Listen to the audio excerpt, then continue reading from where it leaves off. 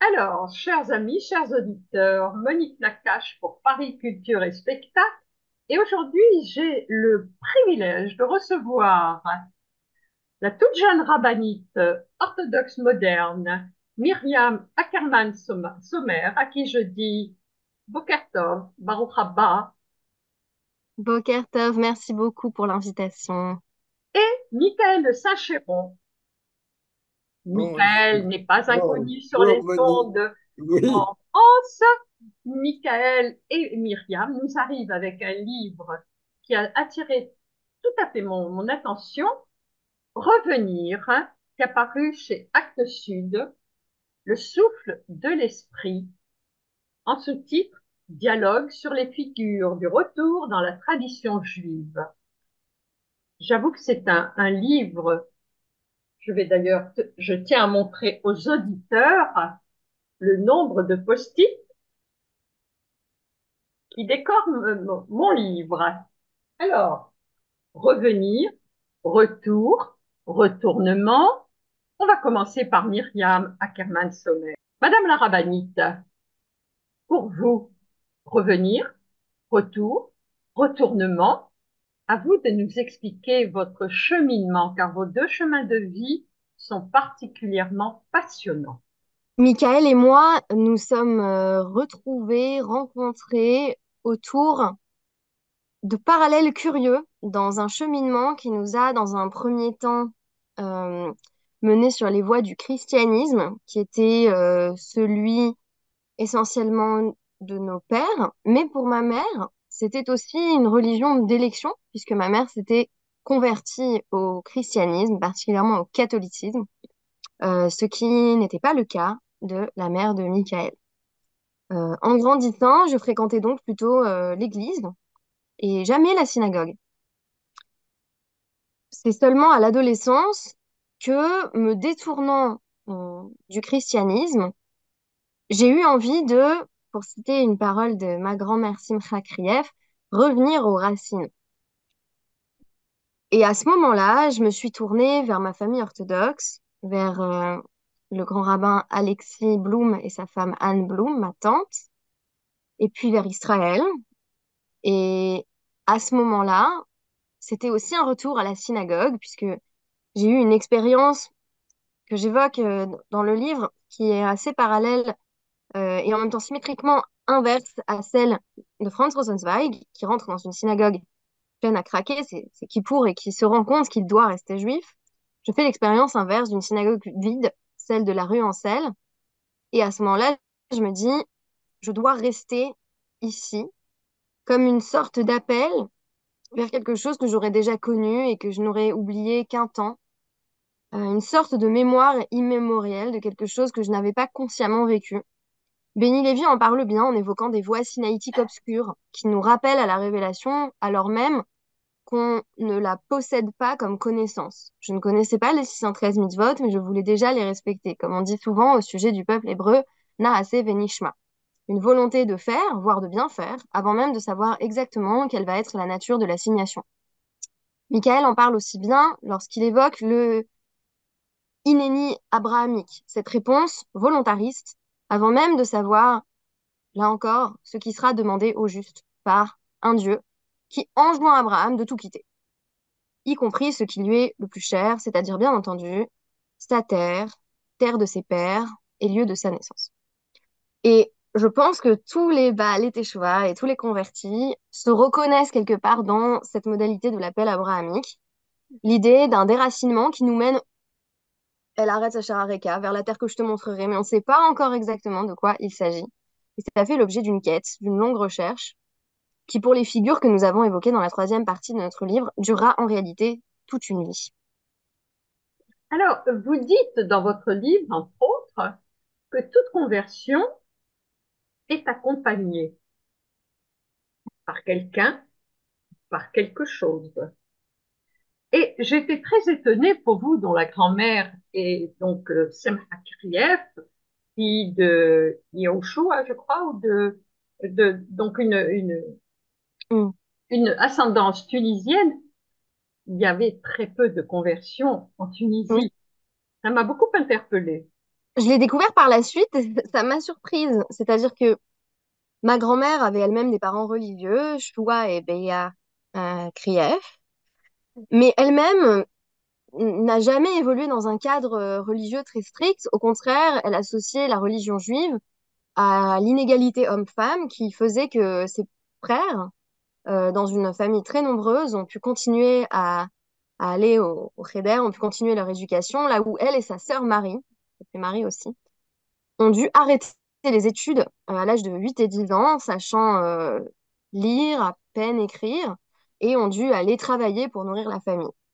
Donc c'est vrai que pour ma grand-mère, la situation avec le judaïsme n'était pas forcément très valorisante. Je pense qu'elle l'a retrouvée à travers moi.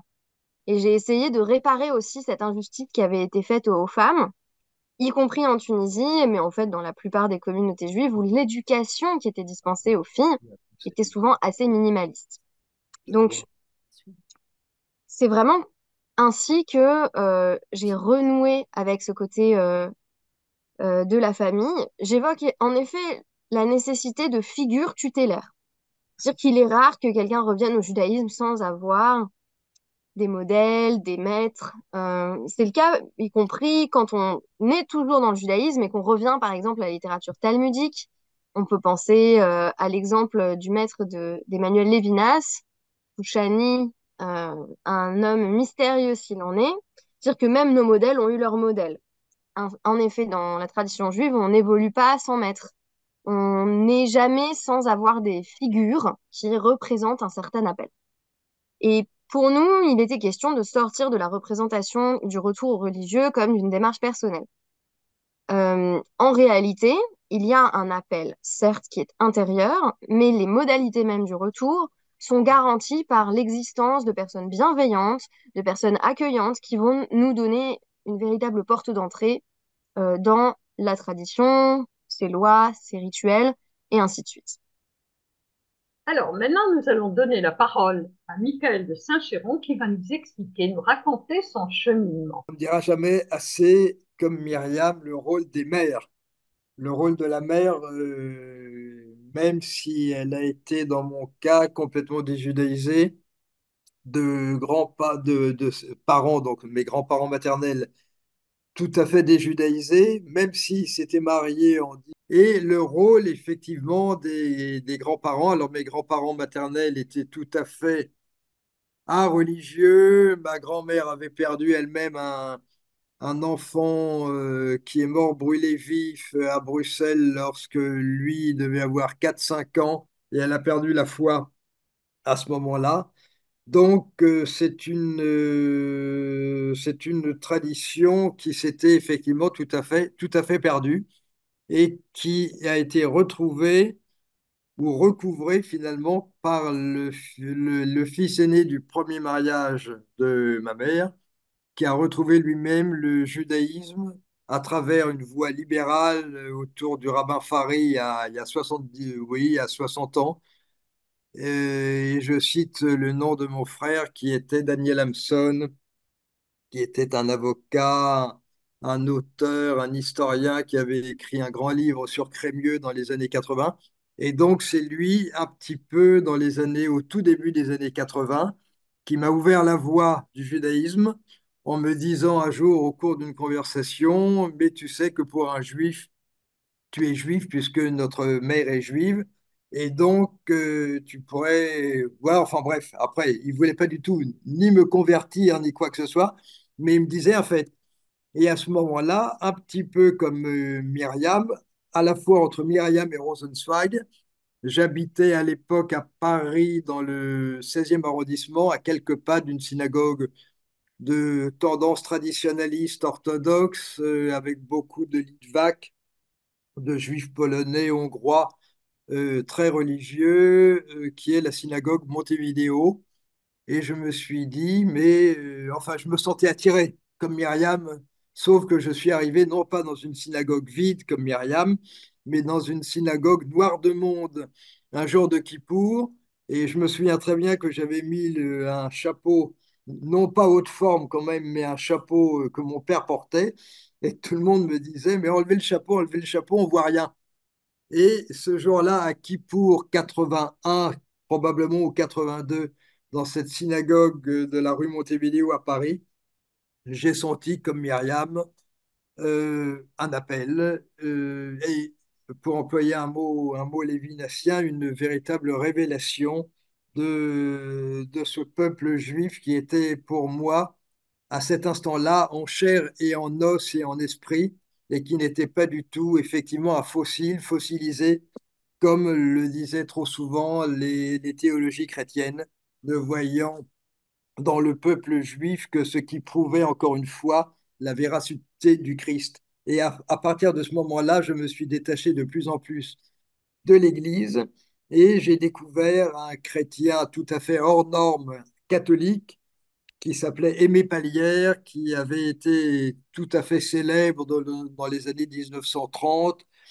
qui voulait être prêtre à Lyon, qui était rentré lui aussi dans une synagogue au moment de Kippour, dans les rues de Tilsit, je crois, en 1910, ou enfin juste avant la Première Guerre mondiale, et qui a découvert que tout ce qu'on lui avait raconté en théologie sur le peuple fossile, témoin muet de la parole vivante du Christ, était totalement faux.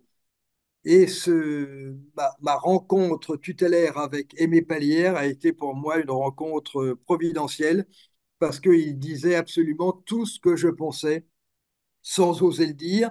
Et lui avait fait beaucoup de conférences dans les années 20 aux États-Unis à des groupes de chrétiens, de catholiques, de protestants. Et il leur disait, mais il suffit de relire toute la Torah, toute la Bible, sans aucune idée de préfiguration, et vous verrez que rien de ce qui est dit dans l'évangile de préfiguration n'est accompli.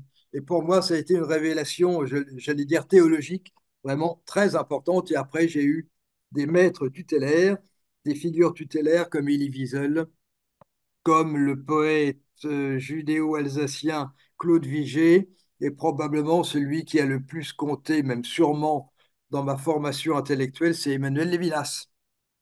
Là, vous Voilà, vous retrouvez, Myriam et toi, autour oui, de la nous nous pensée retrouvons là-dessus. d'Emmanuel. Oui, Alors, Myriam Ackerman-Sommer, vous avez été ordonnée rabbinite aux États-Unis, selon le mouvement moderne orthodoxe, je dirais même orthodoxe moderne. Et j'ai envie de vous dire, en France, comment avez-vous été acceptée? Je dirais qu'en France, tout d'abord, j'ai été acceptée au sens où il y a une couverture médiatique assez forte qui s'est concentrée sur le fait qu'il existait désormais une femme rabbin orthodoxe à exercer en France. Il faut savoir une figure comme la rabbinite, enfin, le Rav Bitya Rosengoldberg, qui est déjà venue sur Calita, et une femme rabbin donc, française qui vit en Israël, le nouveau challenge, c'était de trouver une place en France, où la communauté est très traditionnaliste, majoritairement orthodoxe, comme ce n'est pas le cas aux États-Unis d'ailleurs, où la majorité est en réalité soit non affiliée, soit en tout cas affiliée à des courants libéraux. L'enjeu, c'était que ça fasse finalement pas trop de remous au sein de la communauté juive. Je constate qu'à ce jour, le consistoire ne s'est pas prononcé sur la question des femmes rabbins, en tout cas pas officiellement. Il n'y a donc pas eu de communiqué qui me vouerait aux gémonies ou voilà, prononcerait un anathème. Donc finalement, je pense que ça a été plutôt bien accueilli. Généralement, la politique vis-à-vis de l'intégration des femmes qui sont dirigeantes de communautés, c'était la même que pour la juge Déborah, à laquelle je me compare avec tout de même des pincettes et des précautions, puisqu'on parle d'une personne au niveau spirituel exceptionnel. C'est-à-dire que les commentateurs se sont beaucoup posé la question, comment se fait-il que cette femme était juge alors qu'on nous dit clairement dans le Talmud qu'une femme ne peut même pas être témoin et que la plupart des femmes ne siégeaient pas, euh, donc ne se rendaient même pas au tribunal finalement. Alors quel est ce paradoxe d'une femme juge qui, pour le coup, elle, on l'entend, elle chante, elle mène le peuple vers la guerre, elle est prophétesse, bien sûr. Et l'une des réponses qui va être proposée par les commentateurs médiévaux, c'est oui, mais elle était acceptée par la communauté. Donc on va avoir une vision qui va se dessiner euh, et une définition du leadership féminin à partir de ce que la communauté souhaite et de ce que la communauté est prête à, à choisir. Et là, c'est la communauté elle-même qui va se désigner un dirigeant ou une dirigeante. Donc on va avoir des communautés qui n'envisageraient pas du tout d'être dirigées euh, autrement que par un homme finalement. Et on va avoir des communautés, c'est le cas de la mienne que j'ai cofondée, la communauté Ayeka, qui est orthodoxe moderne également, euh, qui va finalement intégrer l'idée de mon leadership, de mon co-leadership, le fait que c'est souvent moi qui vais faire le Dvar Torah à la synagogue, le fait que je vais mener certains des chants, le fait que je vais pouvoir réciter le kiddush devant tout le monde, tout ça va être finalement accepté. Alors, c'est ancré dans la loi juive, on peut prouver que c'est permis, on peut montrer les halakhot qui l'autorisent systématiquement, mais il n'en demeure pas moins que c'est un changement finalement sociologique. Très souvent en France, je dis, vous savez, c'est permis, et on me répond, oui, mais ma grand-mère l'a jamais fait, ma mère non plus. Donc toute la question, c'est est-ce que les mentalités sont prêtes à changer? Est-ce qu'on est prêt à voir des femmes qui vont monter à la Torah? Est-ce qu'on est prêt pour des femmes qui vont mener des parties de l'office? En fait, est-ce qu'on est prêt pour une visibilité féminine dans l'espace synagogal? Et ça, je pense que la réponse n'est pas la même selon la communauté, excusez-moi, dont il est question. Mais alors, dans le concret, c'est devant un public mixte ou pas? Alors, le public est mixte et cependant séparé par une méritza, comme dans tous les offices Mérita, d'accord. orthodoxes. Mais la Tout à montée à la fait, en Torah, souvenir de ce qu'on appelle déjà la Ezrat Nashim dans le temple, ok. où on nous dit que notamment vers l'époque des fêtes de Sukkot, on avait séparé les hommes et les femmes à un moment où il y avait des danses, des expressions de joie, de liesse publique. Donc on va avoir une séparation au milieu, qui est une séparation égalitaire. Et pour le prouver, on va régulièrement changer, la salle est divisée en deux, le côté des hommes et le côté des femmes. Donc souvent on me demande les hommes c'est à gauche ou à droite, les femmes c'est à gauche ou à droite, et je vais dire oh bah on va voir. Cette fois-ci on va les mettre là parce qu'il y a un espace qui est un tout petit peu plus grand, puisqu'il y a un plafond qui descend un peu sur un côté. Et donc on s'est dit il n'y a pas de raison qu'il y en ait qui est toujours l'espace le plus grand, et donc on va finalement changer très régulièrement. Donc il n'y a pas de côté qui est spécifiquement féminin, pas de côté masculin, il n'y a évidemment pas de distinction de taille, il n'y a pas un côté plus grand que les autres, et pour cause, nous avons autant d'hommes que de femmes dans nos offices et dans notre synagogue. Ce qui est rare, finalement, dans une synagogue orthodoxe, la plupart du temps, du fait de l'absence de hérouves à Paris, notamment. Beaucoup de femmes religieuses sont assignées à résidence avec des enfants le Shabbat, des enfants petits qui ne marchent pas, qu'elles ne peuvent pas porter, puisqu'on n'a pas le droit de porter Shabbat, et vont donc rester à la maison. Si elles viennent avec des enfants un peu plus grands, on les accueille parfois avec bien peu d'enthousiasme en disant chut, chut, les enfants ça fait du bruit, les enfants ça doit rester à la maison. Et donc nous, finalement, on a tout mis en place dans notre synagogue pour que les enfants soient les bienvenus. Ça va des bébés aux enfants avec une table à langer, des jeux pour tous les âges, des livres, là encore, des tout petits aux adolescents. Et donc, tout est pensé pour que enfants et adolescents soient bien accueillis et se sentent bien à la synagogue. C'est quelque chose. C'est vrai que j'ai été enfin, de très nombreuses années dans des synagogues orthodoxes à Paris et que tout le temps on disait aux enfants chut, chut, chut, alors que là c'est vraiment exceptionnel. Une synagogue non seulement où il y a la parité homme-femme, mais où les enfants ont toute leur place. Et c'est vraiment une synagogue et un mouvement juif oui, dans l'air du temps et qui donne sa place et sa voix aux enfants. Et je trouve ça extrêmement important. Et j'ai envie de dire donc, il y a même une parole du Talmud que Myriam redira en hébreu, en araméen, en disant que la voix des enfants prédomine, et là, la voix des enfants, en même temps que la voix des femmes, prédomine dans la communauté Ayeka. Et pour moi, c'est absolument essentiel une communauté juive orthodoxe en France et à Paris, où enfin il y a la parité entre hommes et femmes. Alors, Myriam Ackerman-Sommer, je reviens vers vous parce que je voudrais savoir quelle réponse vous apportez à la notion de nida pour les montées à la Torah des femmes. Mhm. Alors, la notion de nida désigne, donc, pour les personnes qui ne connaissent pas ce terme rituel, le fait pour une femme d'avoir ses règles ou la période qui suit les règles avant de se rendre au mikvé. On croit souvent à tort que le fait d'avoir ses règles ou d'avoir eu ses règles récemment euh, empêcherait de se rendre à la synagogue ou encore de toucher le Sefer Torah, voire dans certains cas de le regarder. En réalité, il n'en est rien et une femme peut tout à fait se rendre à la synagogue et même toucher le Sefer Torah lorsqu'elle a eu ses règles, euh, pour une raison bien simple, c'est que le Sefer Torah n'est pas susceptible de d'être rendu impur. Il n'y a pas d'impureté possible qui serait associée au Sefer Torah. Il est vrai que donc il y a eu des coutumes qui se sont développées, d'ailleurs notamment dans le monde ashkénaze. On a des femmes qui s'abstenaient d'aller à la synagogue pendant la période de leurs règles, mais ça n'avait finalement rien d'obligatoire. Pourquoi cette notion d'impureté? Parce que on parle dans le judaïsme d'une notion de touma qui désigne l'impureté rituelle pour un certain nombre d'objets ou de substances qui pourraient être touchés par cela. Certains objets vont pouvoir devenir tamés, c'est-à-dire rituellement impurs, notamment à travers le contact avec des fluides génitaux divers. Et on continue à garder cette notion spécifiquement au sujet de Nida, même si on l'a oublié, on ne la met plus en pratique dans les autres domaines. Donc habituellement, on se rend au mikvé pour quitter l'état de Touma et recouvrer la Tahara, qui est un état de pureté rituelle. Or, il est énoncé dans le traité Brachot, page 22a, que les paroles de Torah ne sont pas En divrei Torah mekablim Touma. Les paroles de la Torah ne peuvent pas recevoir l'impureté. C'est-à-dire que ces paroles s'élèvent au-dessus des contingences biologiques, parce que finalement c'est de ça qu'il est question quand on parle de Touma, et vont transcender une forme de distinction entre nature et culture. C'est-à-dire que la Touma, c'est beaucoup le retour à la nature, les fluides tout à fait naturels qui s'écoulent du corps humain, et dans la recherche de sainteté, il y a quelque chose qui est éminemment culturel.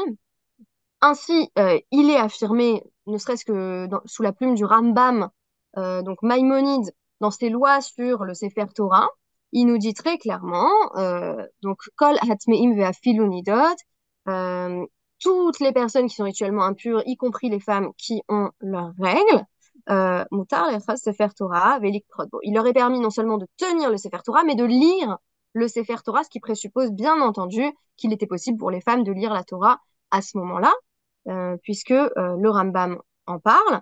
Donc on nous dit qu'il faut simplement avoir les mains propres, évidemment, pour toucher un Sefer Torah. Alors, les coutumes au fil des âges qui ont conduit les femmes à s'abstenir de se rendre à la synagogue pendant leurs règles sont en réalité des coutumes qui étaient tirées de textes minoritaires, mais ça n'est pas imposé.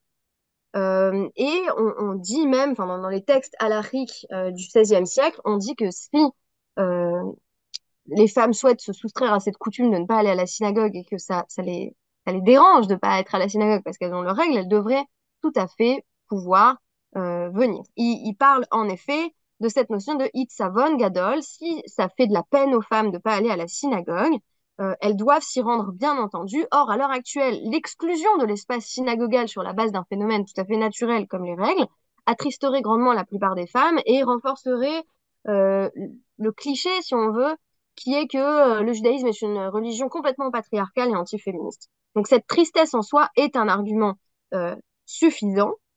Et donc les femmes peuvent tout à fait se rendre à la synagogue, toucher le Sefer Torah et comme le Rambam nous l'a rappelé, lire le Sefer Torah également, y compris lorsqu'elles ont leurs règles. Et enfin, je mentionnerai une dernière considération, la question de la tsniout, c'est-à-dire de la pudeur, de la réserve.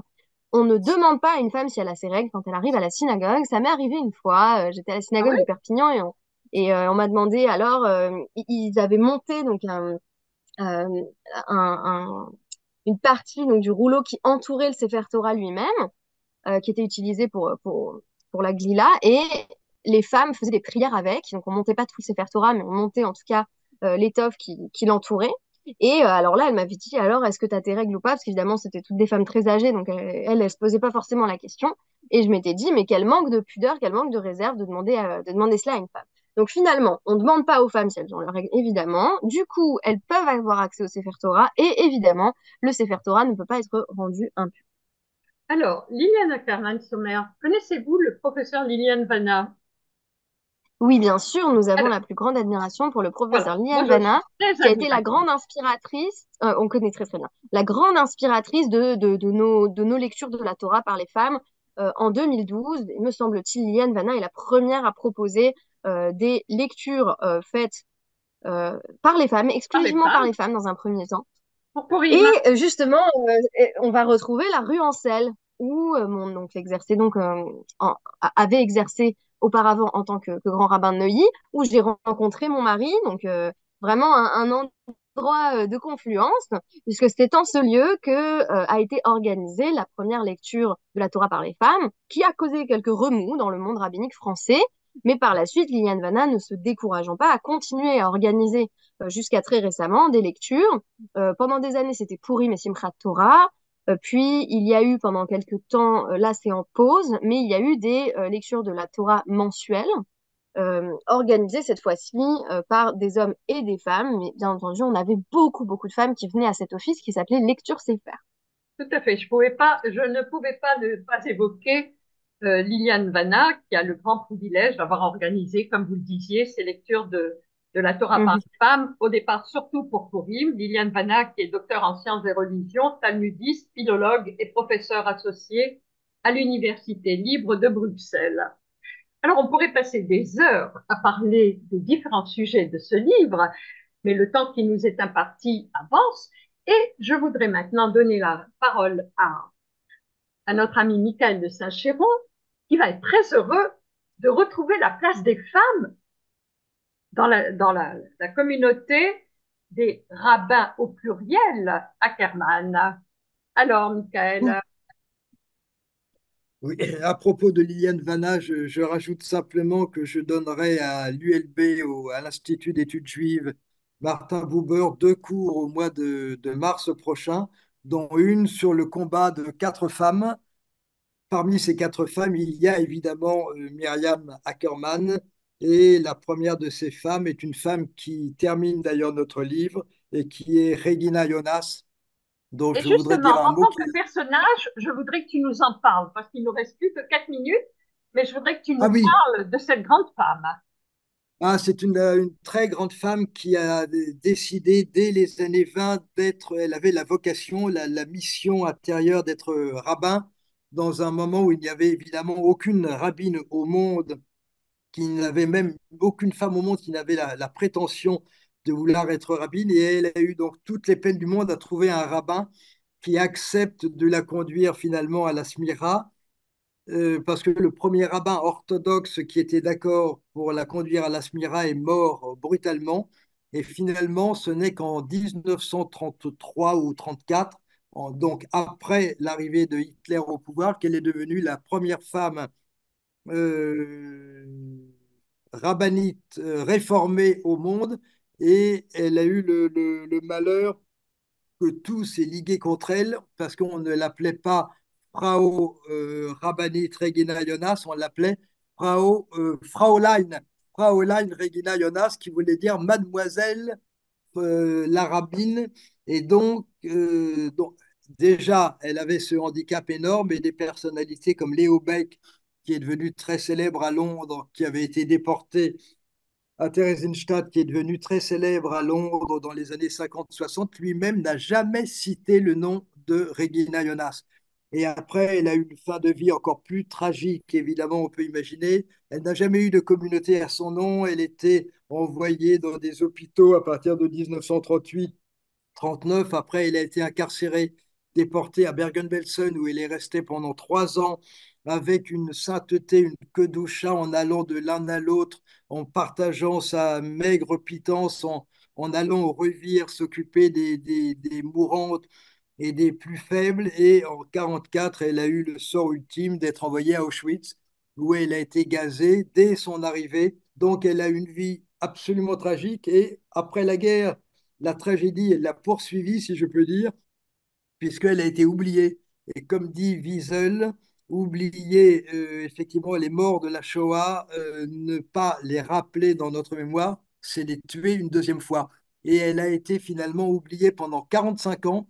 Et ce n'est qu'après la chute du mur de Berlin, donc dans les années 90, que deux historiennes, une allemande dont l'oncle avait été un nazi qui avait tué plus de 30 000 personnes en Pologne, et une historienne israélienne qui ont retrouvé les traces de Regina Jonas. Et ce n'est donc à la fin des années 90 qu'enfin son nom est devenu, a repris sa place.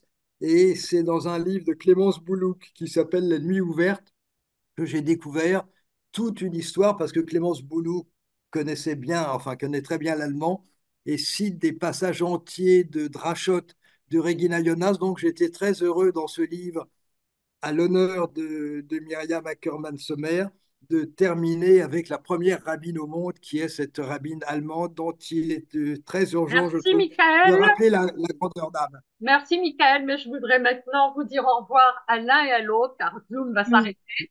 Merci, Myriam Merci. Ackerman, Sommer. Merci beaucoup. Merci pour tout. À bientôt. Au revoir. À bientôt. Au Merci, revoir. Michael. Merci. Quant à moi, chers amis, Merci, je vous Monique. dis à bientôt. Monique À Nakache bientôt. pour Paris Culture et Spectacle.